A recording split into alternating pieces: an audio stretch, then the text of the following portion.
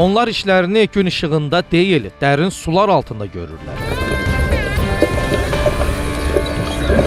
Onlar üçün hər bir əməliyyat risk, hər nəfəs bir hesablamadır.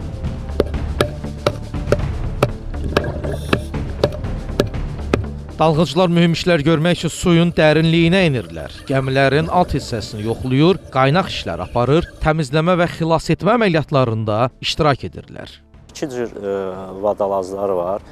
Texniki iş və xilasedici vadalazlar, yəni dalğıclar. Dalğıcın Xəzər dənizində böyük rolu var. Yəni üzən gəmilərin, batmış gəmilərin çıxarılmasında, üzən gəmilərinin sabit suda qalmasında əvəzsiz rolu var. Deşilmiş gəmilərin pər qurğularının baxılması, pər qurğularında hər hansı bir problem varsa, onların qarşısının alınması, deşilən gəminin suyun qabağının qarşısına alınmasında onun üzməsini təmin edirik. Bəzən dalğıcılar işi tamamlamaq üçün saatlarla suyun altında qalırlar. Fəsildən asılı olmayaraq bu proses bir an belə dayanmır. Dərinliyə indikcə bədən artan təzyiqə tab gətirməlidir. Xüsusilə təcrübəsiz dalğıcıların bu vəziyyətə düşməsi daha riskli hesab olunur.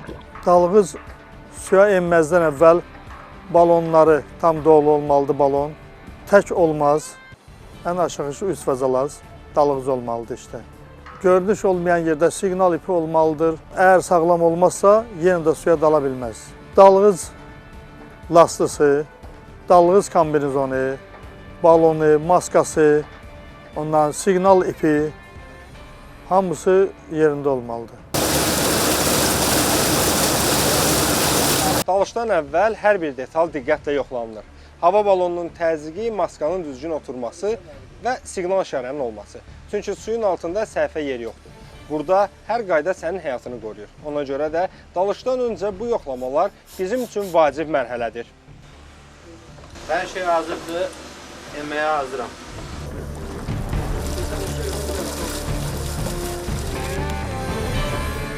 Sudan çıxdıqdan sonra görülən işlər barədə məruz edilir. Hal-hazırda bu gəminin sükan və pər hissəsinin baxış üçün düşmüşdüm.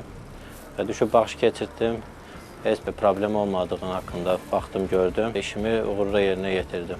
Fərqi yoxdur, biz yay-qış onsuz da işləyirik, bizim işimizdir. Qışda çətinlik olur, su soyuq olur, öz avadanlıqlarımız ağır olur. Problem ən çox su çirkli olanda o problemi yaşayırıq ki, görmə məhdudiyyəti azalır. Görmə məhdudiyyəti çox azaldığına görə işi daha səlis görə bilmirik. Vaxt çox sərf eləyir həmin işə. İşçi dalğıc suya inərkən yuxarıda təmin edici və sığorta edici dalğıclar onu nəzarətdə saxlayır. İşçi dalğıcla təmin edici dalğıc arasında şərti siqnallar vasitəsilə əlaqə qurulur. Bu siqnallar prosesin gedişatı və ümumi vəziyyət barədə məlumat ötürmək üçün istifadə olunur. Bir dəfə yerindəyim, vəziyyətim yaxşıdır. 2 dəfə skafandrı havalandır, 3 dəfə çıx kina.